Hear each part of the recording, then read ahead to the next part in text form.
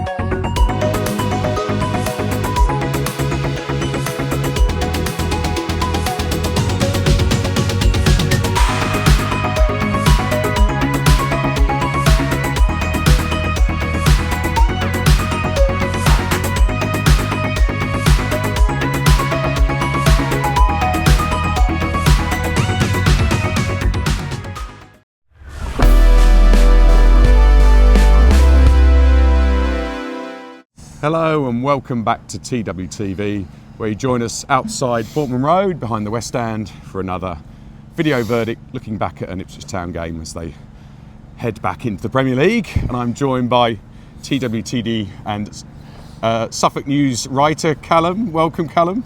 Yep, good evening, Jim. Well, good to be here with you. We've had better times together, but We have. Let's look back on the game.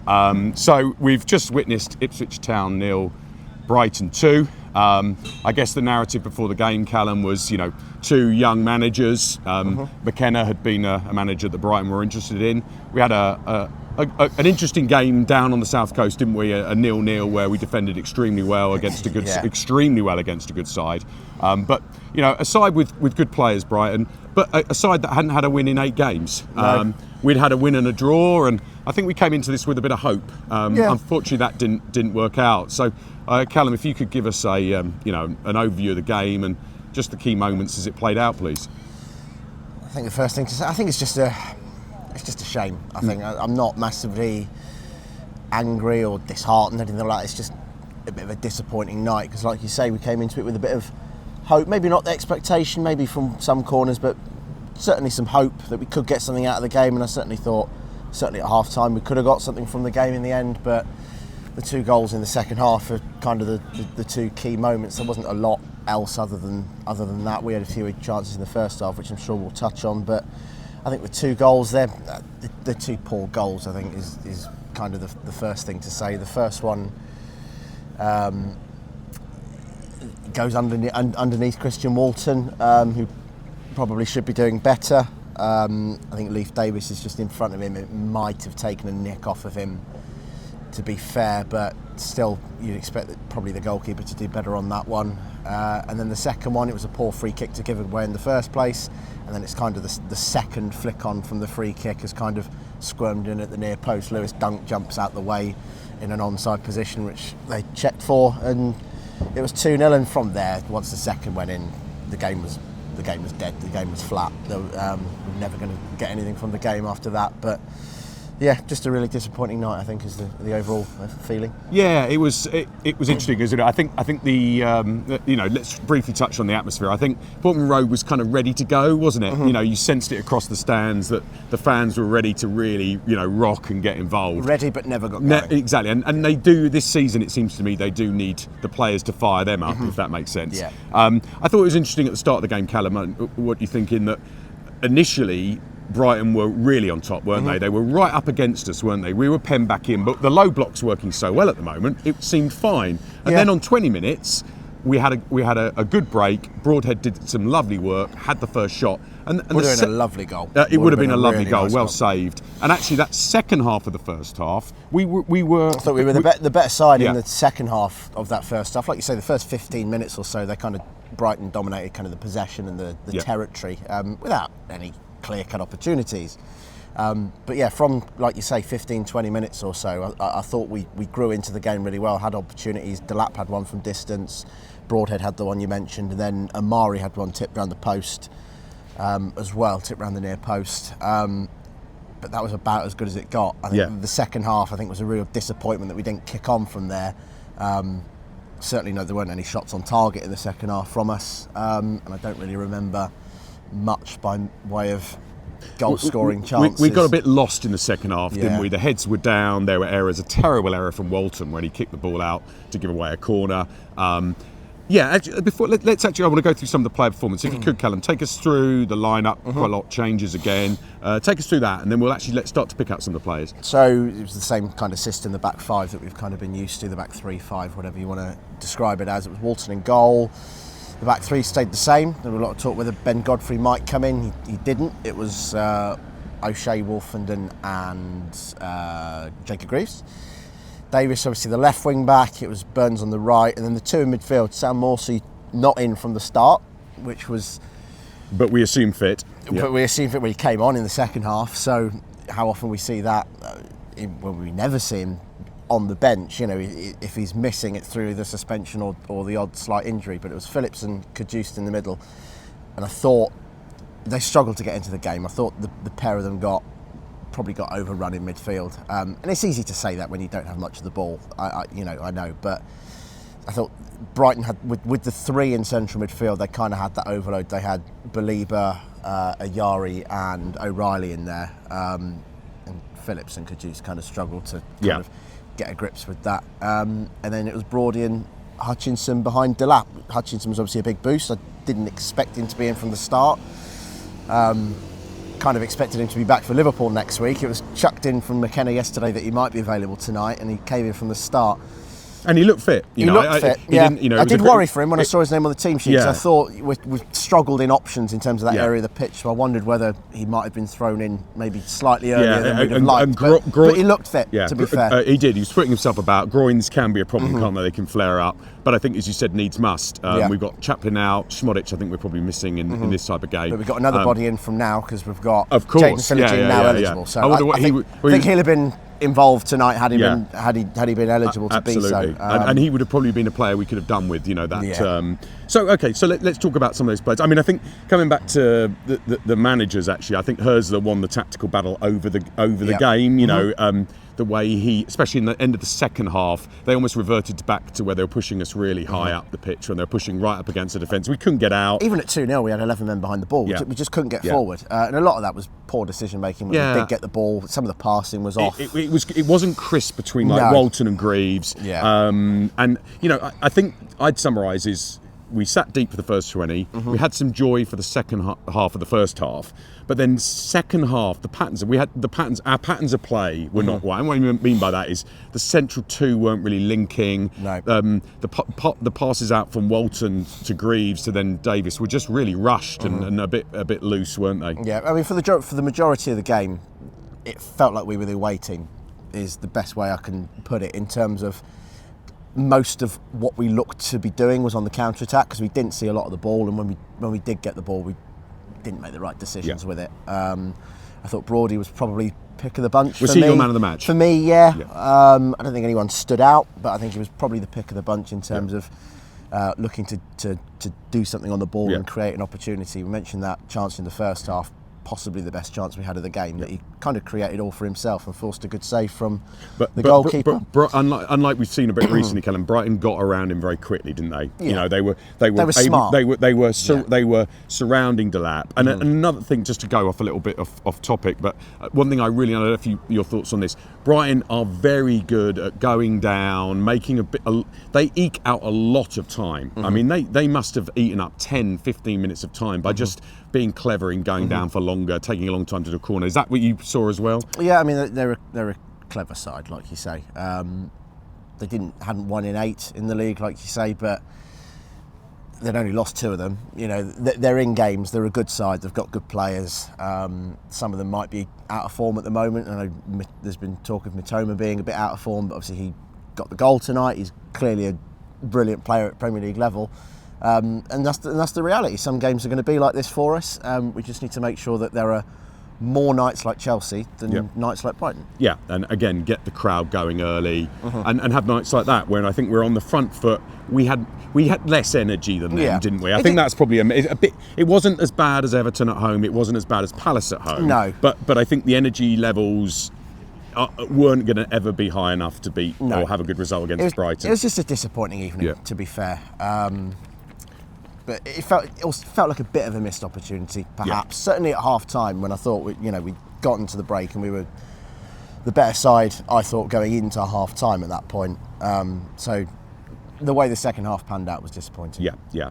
Let's just pick out a few more players. I thought Burns had a good game. I think Burns, over the last 2 or 3 games, I worried at the start of the season he just wasn't at the level. But he's actually been... The last month or so he's been much improved. And I thought excellent. he was probably, for me, just behind Broadhead for man of the match, if you can have such a thing in a game like that. But he did well, and he had some nice runs, and he was managing Matoma from a defensive perspective with O'Shea, but he did get forward. And wasn't it funny how he kind of did a cutback in a way? Where was Chaplin? He did that cutback. There were 2 or 3 of those where he did. You're right. He had 2 or 3 in the box, kind of in the he D, cut back, and there was no one there. And yet they put one cut back in, and they get a goal from it. And that's exactly what I was saying earlier about. That's exactly the space that Chaplin would occupy. It's just about getting used to the patterns of play with some of the new players. Obviously, Chaplin's out at the moment, but we looked a little bit at strangers at times. I think just to summarise, ending the chat about the players' performance, I thought probably Kajust and Phillips huffed and puffed, maybe got a bit better, but Kajust wasn't at the levels that we've seen. I think that was where we lost the game a little bit, as you said, overloaded. But what was your thoughts on that central pairing? Yeah, like I say, I thought they just struggled to get a hold of the ball, and when they did get the ball, they kind of lost it quite quickly. Weren't able to get through the pitch, weren't able to use the 2 midfielders to link the possession from defence into attack, which is kind of, again, one of the more disappointing aspects of the night. Same with kind of the Leif Davis on the left. He's kind of involved in that kind of transition, and it felt like we didn't see a lot from him. But probably because we didn't have a lot of the ball, full stop, and that's what Brighton are good at. Yeah, Davis had some moments, didn't he? But overall, again, they were struggling a little bit on that side. Subs were quite late again, weren't they? I think I'd probably like to have seen Hurst and Jack Clark given a bit more time. What's your thoughts on that? Yeah, I mean, I get not wanting to play Hurst for too many minutes and wanting Delap to be on the pitch for as long as he possibly can. He's clearly our most talented centre forward on in the club and whatnot. Jack Clark, I feel like we need to see more from him. It felt like while he wasn't on the pitch for a long time, it felt like didn't link the play much, gave away a couple of fouls, and that was about all we saw from him. After the positive we saw in the FA Cup game, I think he just needs Rovers. more confidence, and hopefully that goal last week can give him that confidence going forward. But tonight wasn't the night for him. It wasn't the game to come into, given how solid Brighton were at that point, basically. Okay, just to close out then. So, looking at the match stats, so possession 47%, which is actually felt like more than I thought it was. Yeah, I was going to say I thought it was a bit lower because at times they were. So 47%. We had 5 shots, which is not bad. Shots, but 3 shots in the whole game. Yeah, 5 in the whole game. Poor. That is poor. And as Adam, who was on the show recently, pointed out, you're struggling for a number of shots. We had 3 on target, and they were quite good shots. All 3 in the first half. All 3 in that spell. That was a problem. But 0 clear-cut chances, and we only had 1 corner, and when because we weren't taking shots. We weren't forcing the goalkeeper into we weren't up enough. We didn't get the numbers up. Often Hutchins was forward and was a bit isolated on his own. Delap was being very well marshalled. We have to realise that Delap's got a bit of a target on him now, and they are putting players around him, and they know what they're doing. They're getting him to cause fouls, and I think it'll be interesting to see how he develops in the remainder of the season. It's going to be harder for him. Okay, so what's your sort of final summary, Kallum, and how are you feeling about Manchester City at home on Sunday? Yeah, I was going to say, looking ahead to the next 2 being Manchester City and Liverpool, it is what it is, isn't it? These are the fixtures in this division, but we're well in it in terms of the league table. The last month or so has been very positive. Tonight didn't go the way we wanted it to, but let's see what we can get from Manchester City. Can we get something? Probably not, but we'll see. We'll see, and often Kieran McKenna's sides have a reaction to performances like that. You don't tend to get 2 weaker performances in a row. It'll be a big game on Sunday against obviously a very high quality opposition. It's a shame. I think last night, the results in our rivals, They went our way. We'll talk. Our next segment will be with Phil getting a view from the press box, and I think last night a lot of fans felt the results went our way, and So it felt like a missed and we opportunity. moved out of the bottom three, and now unfortunately we moved back, which we'll talk about a little bit later as well. Well, listen, Kallum, thanks very much. Good insights to the game there.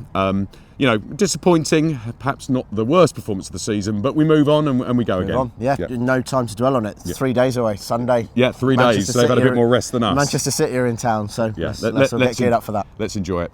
Thanks so much for tuning in. We'll be back for our second segment with Phil Ham to get a view from the press box. But thanks so much for watching, and please like and subscribe.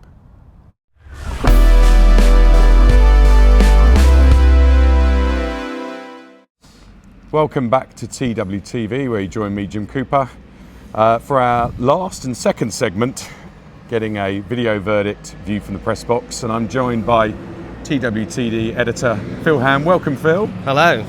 Good to have you along. Good to be here. Well, in some ways. In some ways. Not the best. In some ways. So we've had a good chat with Kallum earlier about the game itself. Let's get into your summary view. What did you put in the match report? And then we'll talk about what was mentioned in the press conferences. Brighton started very well, didn't they? They dominated possession for the first 20 minutes or so. Then I think we started to get, but without creating anything. I think they had no chances at all in that period. We then started to get a bit of a handle on the game.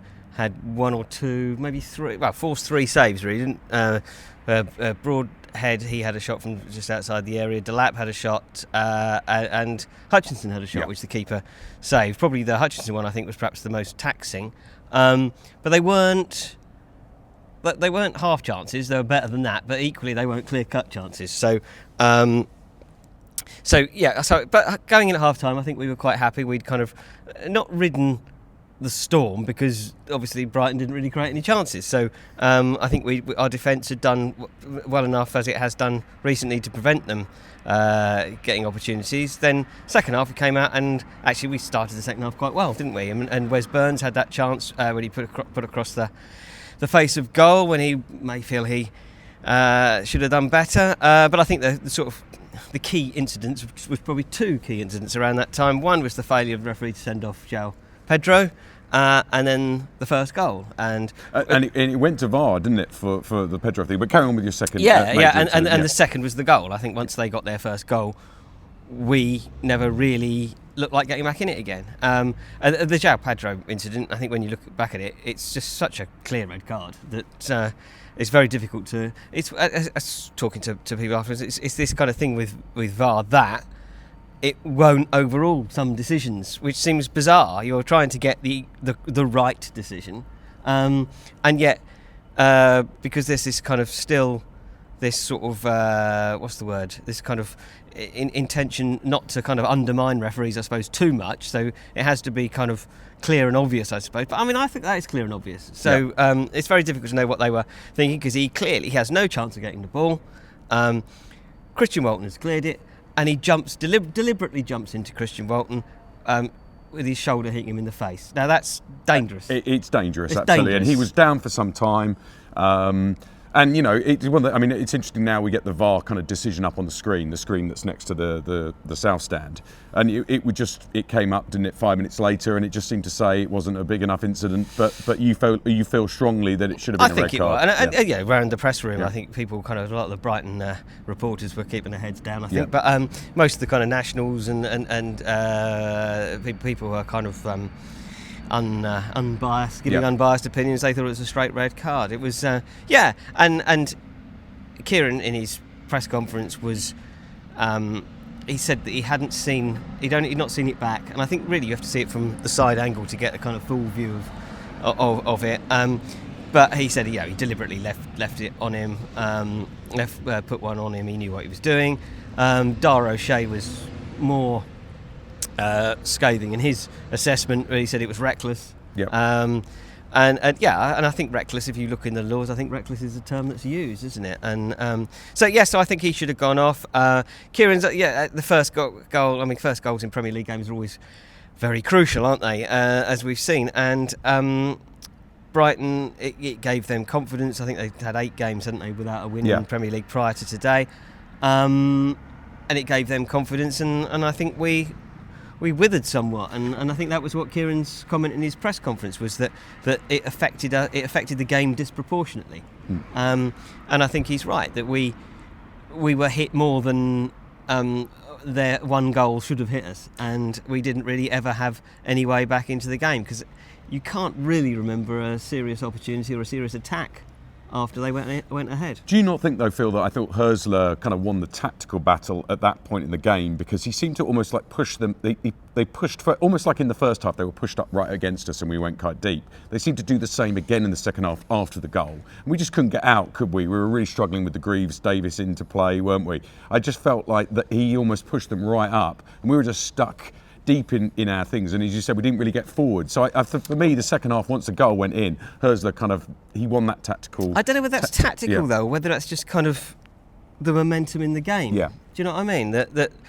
And the fact that they were they'd got themselves ahead, and there's probably a bit of nervousness about them beforehand because they've been not winning games for quite a while, and because they've only lost 2 games in that period, so it's not a terrible run of form, but it's still not a great run of form. Yeah. Yeah, so I think it just gave them a bit, but we lacked, as you say, the ability to kind of pass our way out or have any alternative way to get out. And they pressed quite aggressively, didn't they, Brian? I thought we never got our pattern. My summary would be we never got our patterns of play going. Do you know what I mean? They were either via them pressing us and blocking out the play, but we never had those sustained patterns of play that we know and love, if you know what I mean. But we're not playing. I mean, I think it's difficult for us to play, dominate games in the Premier League against teams like Brighton, who've obviously been up here for 8 years, which is 8 years does seem quite a.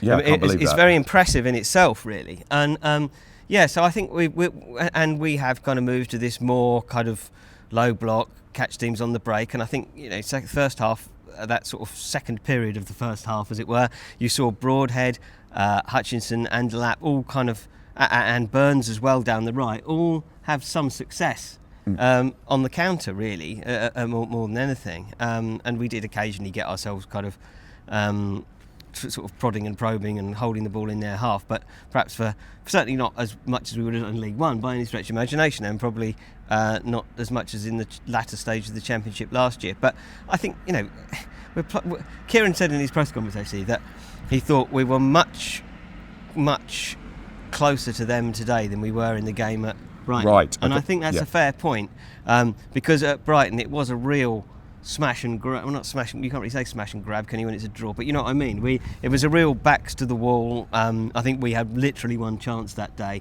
and whereas and other than that, it was just defending. But today, I mean, other than the goals, I don't think, and one fantastic save. I'm not sure Christian Walton had an enormous amount to do. It certainly had very little to do until they scored. Yeah, and I think McKenna had called in the week that this would be a good test for us. Could we improve on how the display at Brighton? I really get your point that at Brighton it was backs to the wall, superb defending. Almost we saw the low block in its fullest extent, didn't we, on that day? Yeah. We had much more involvement today, but for me, I think apart from that second half of the first half, the second half was poor for me. We got a bit. We weren't at the races so much. It was a shame though, Phil, because actually immediately after the break we did come out and have a bit of joy, and I thought we needed to build on that, get the North Stand going, and I think we could have had more joy. Yeah, and I think it's the goal came and really that was their first serious chance, wasn't it? Yeah. And it was probably the first time we made a bit of an error. I think Jacob Greaves, wasn't it? He sort of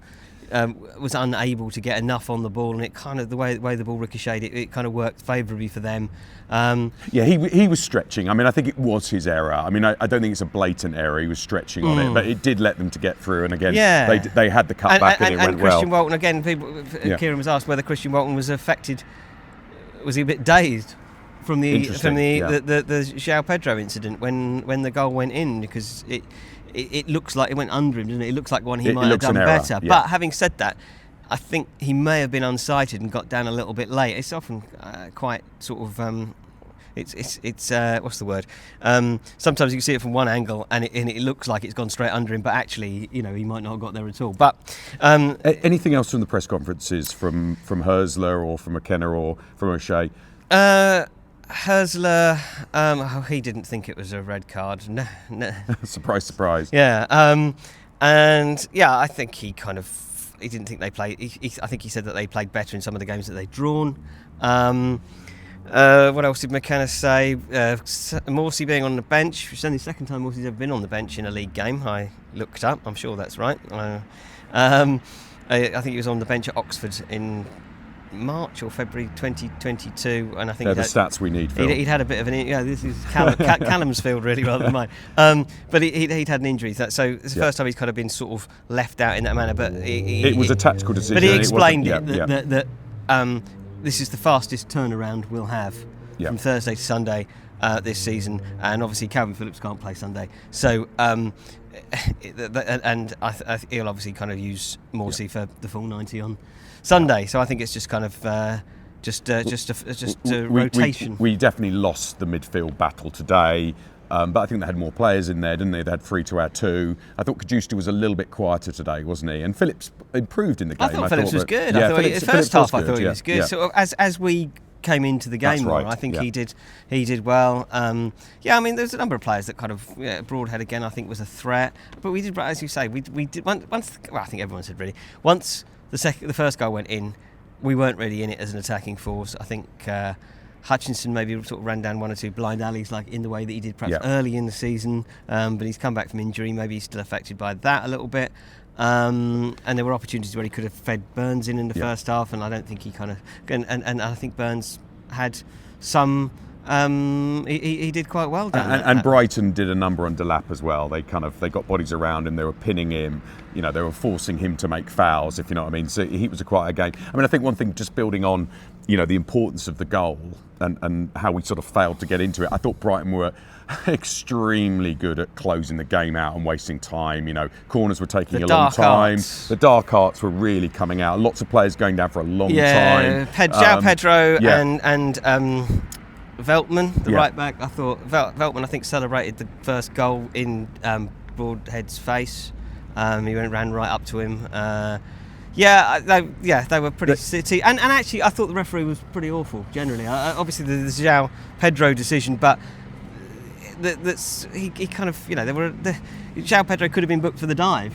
Moments before. Yeah. But there were other challenges where players he wasn't giving the yellow. There were a few times where he was definitely going. He was pointing to one player, I forget the name, and saying, you know, pointing to 5 incidents. Well, but it was his final warning. I don't just mean in Town's favour, as it were. I thought Webster should have been booked for the foul really early on Hutchinson, I think it was. Right. But there was another one where one of our players I thought should have been booked, and he did, as you say, he kind of gave him a long lecture and pointed out a few things, but didn't book him. I just thought he was, and I think he's a referee who tends to book more players than. Maybe he's trying to change his ways. 4 point something. I think I looked at it yesterday, but yeah, I thought he was poor in particular, really, and I think he should have clamped down on the time wasting and the players just sitting down, which really got quite. Tedious. It was. It slowed the game, and it stopped the crowd ever really getting going. But you know, there wasn't much to get the crowd going on the pitch at that stage either. The second half was a bit of a body blow, wasn't it? You know, we had the Walton error, and it just took a bit of the wind out of the sails that we'd got maybe from the night before with some of the results going our way. We'll come to that in a moment. Well, I tell you what, let's move over to the TWTD forum and the thread that we love from Homer, where he asks for 3 keywords to summarise the game, and let's use it to let's allow it for us to summarise the game, if that makes sense, Phil. So from Brian Tolbert, we've got Brian Tablet. I like that. I love these titles. Well, that's from David Coleman's commentary, as everybody knows. There you go. Strangely inept lethargy. Let's get our heads around that one. For me, I thought at times we were a little bit inept. I thought in terms of we weren't able to get round their press very well, and I thought apart from Burns in that first half, a lot of players were a bit lethargic. What do you think of that?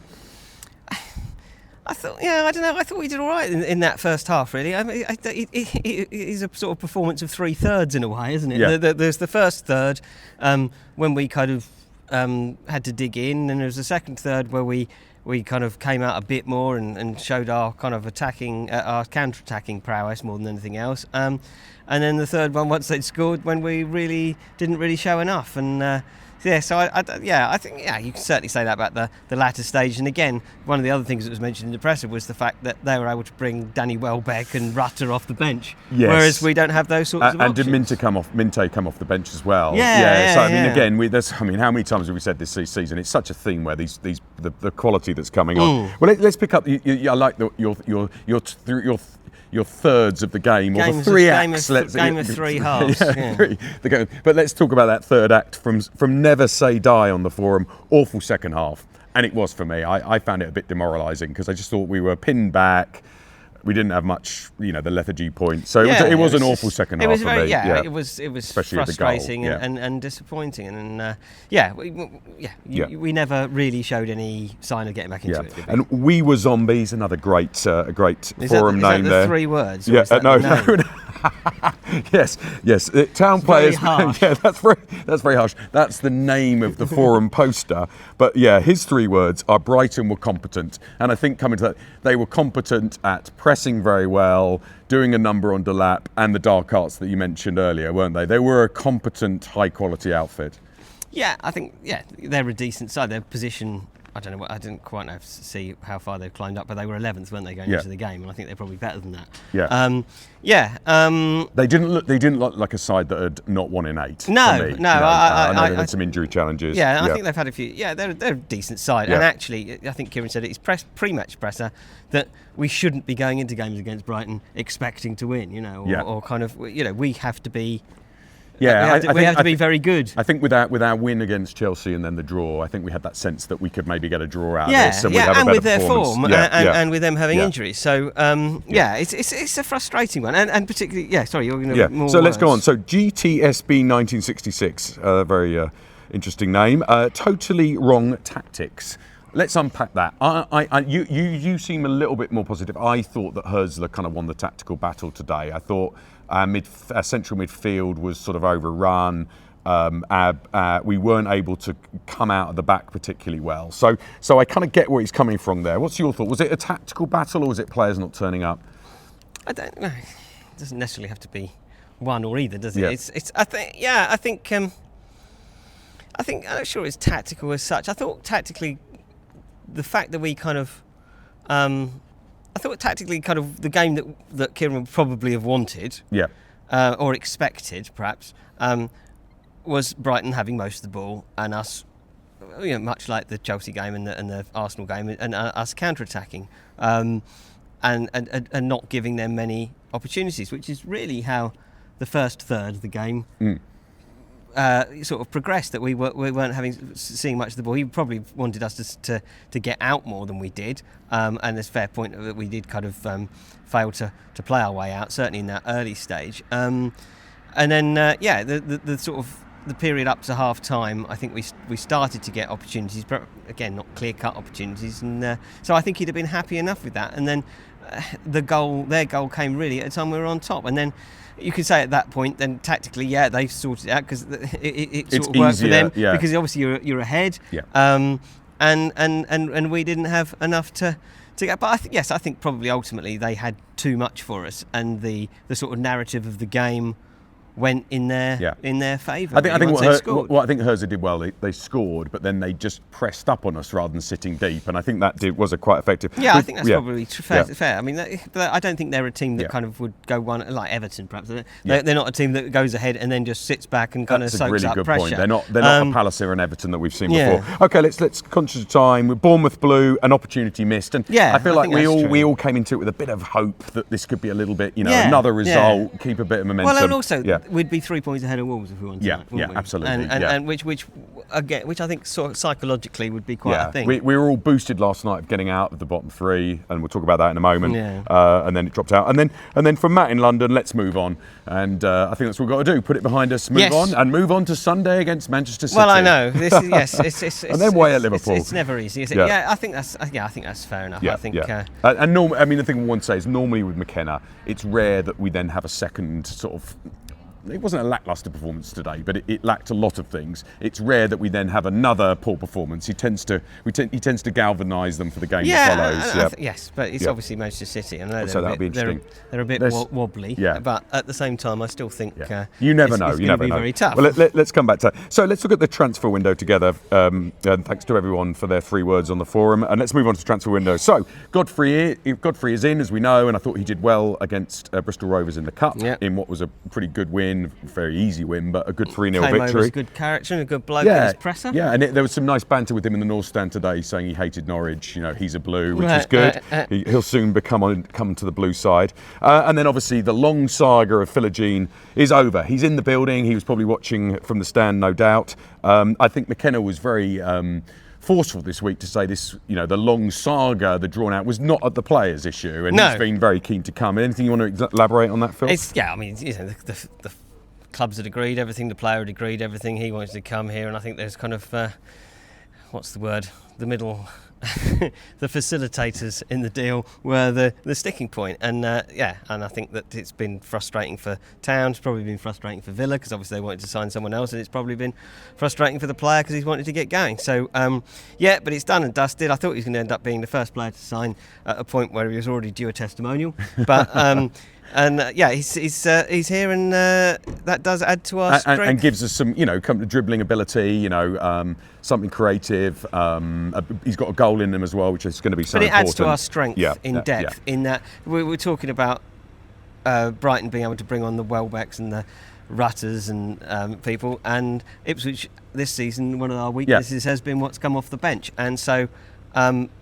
If we were bringing Hurst, Clark and Philogene on today, it would have been a different story, wouldn't it? I mean, it strengthens us a little bit in that area, I think. So who else? Doak is still being talked about. I can't quite believe we're going to get Doak. He seems such a talent. I'm surprised Liverpool don't want to hold on to him. He's obviously at Borough on loan at the moment. Anything on that, or any other news that you've heard? Anything in play? It's all a little quiet at the moment. Right. Doak, I think, is one that they obviously want, and that Palace want, and I think. Was it Brentford, the other club? But there seemed to be offers. I think Town offered 16 million, and nearly a fortnight ago, I suppose now. And Liverpool turned it down, and they seem to have named their price to somewhere between 25 and 30 million. And it seems to have put the interested clubs off because it's all gone rather quiet, hasn't it? So, but you wonder whether it might be something that teams revisit again once you get nearer the end of the window to test the water. And we've got to move people out now, haven't we? I presume Philogene hasn't taken a space because of his age. Is that correct? No, he's 22, so right. He will take space. So we're going to see some people out. What are we thinking there? Harry Clark? Harry Clark, I think, will go. I mean, Sheffield Wednesday are interested, aren't they? And that they... so we'll need a few more. And I think there's other championships. Obviously, the big signing we need possibly is a striker. Yeah, number 9. Number 9 is top of the list. And someone who's got a bit of pedigree in the league, maybe. But it's a hard deal to do because you've got anyone you go. If we're going to go to say one of the big clubs, Liverpool, Chelsea, Manchester, some of those, and say, have you got number 9 we can borrow for half a season? And they're going to say, well, is he going to play very much? Because Liam Delap is obviously going to start pretty much every game. If you go to an experienced Premier League striker, you'd probably say the same thing. Well, because he wants to come and get games. Come to Ipswich, because that's an interesting point. I'm not probably going to play that often. And is a foreign player going to come over, move to England, and play for a club that might be in the Championship next season? So I think it's quite difficult. I mean, but having said that, players will come to the Premier League because they will get paid significantly more than they will in other leagues or wherever else. But let's see where it goes. I think I agree with you. A striker is absolute paramount because we need. Hurst's obviously coming back fit. Yeah. We don't know how that fitness will survive, but we just need someone who can really come in for Delap because Delap obviously people are beginning to work him out. He'll have a drop in form. We need some more thing. Let's keep going then. So thanks for that, and obviously head over to TWTD. There'll be the latest transfer gossip and the latest transfer news over there, and Phil keep us updated. Let's move on to the Survival League, and as I keep saying to you, Phil, we need to realise that this is not just about us eking out the points. We're going to need a third team to come down to us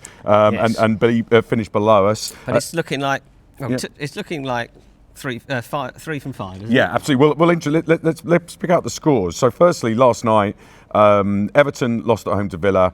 Right. With Moyes' first game back, it is sounding very interesting. I heard an Everton pundit talking about, this end of Goodison's a really emotive thing for the fan base. I can imagine. It's and there's a real sense of concern about relegation building, and they are in desperate need of a striker because obviously Brozier is injured again, and Kallum Lewin is just not scoring. Leicester lost at home to Palace 2-0, and Newcastle beat Wolves 3-0, which actually got us out of the bottom three on goal difference. But unfortunately tonight we're back down. Our league position is 18th, so we're back in the bottom three. On goals scored. Yes, exactly. Wolves have scored. I mean, it's interesting that Wolves score loads of goals, concede loads of goals, whereas Everton don't score very many and don't actually concede very many either. Yeah. So the two have got absolutely opposite problems. Probably between the two, they've probably got a decent side between the pair of them, haven't they?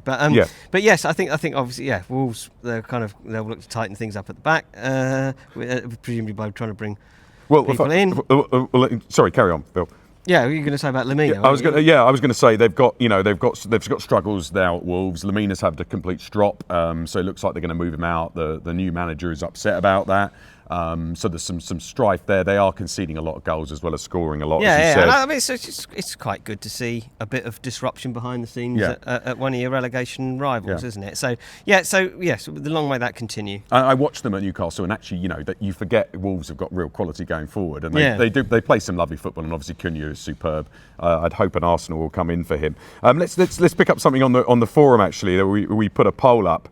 Who is that third team? So we're obviously hoping Southampton, Leicester are a given that finished below us, but who were the third in? And the voting was 55% think Wolves will be that team to finish below us if we can keep our points tally going up.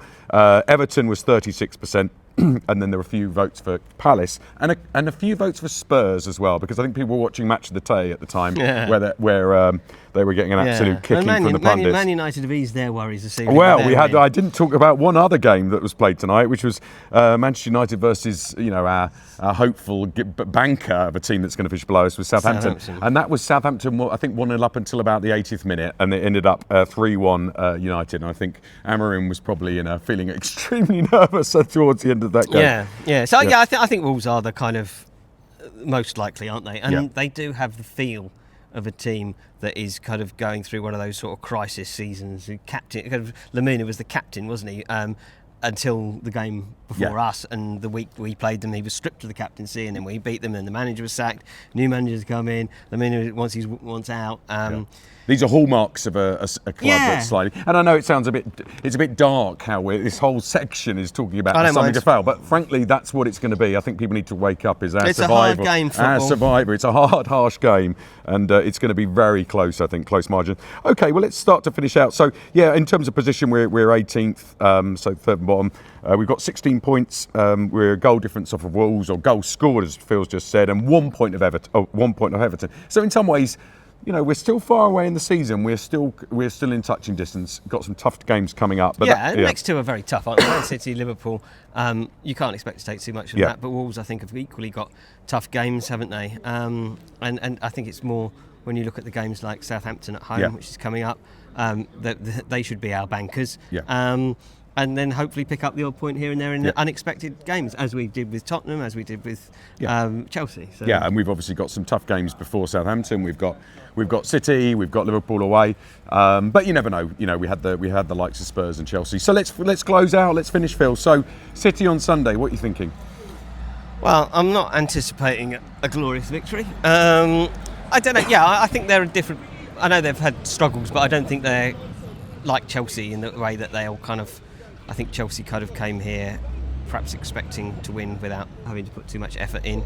But we'll see how it goes. I think we're capable of catching them out, and they're capable of having a day where things go awry for them. They're capable of conceding at the moment. They're capable of confidence dropping and conceding, but we'll have to be at our absolute best to get it. Yeah. I think that's true. I think we have to be really, really good, and it does come. They've obviously got slightly longer to prepare. Yes, it's 2 days better, haven't they? I know, which is it's not ideal from our perspective.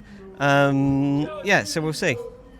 Okay, well, thanks very much for joining us. We've got some Brighton fans giving us a bit of a serenade before we close out. But anyway, Phil, thanks for joining us, and we'll be back after the Man City game on Sunday. Thanks so much for watching. Please like and subscribe.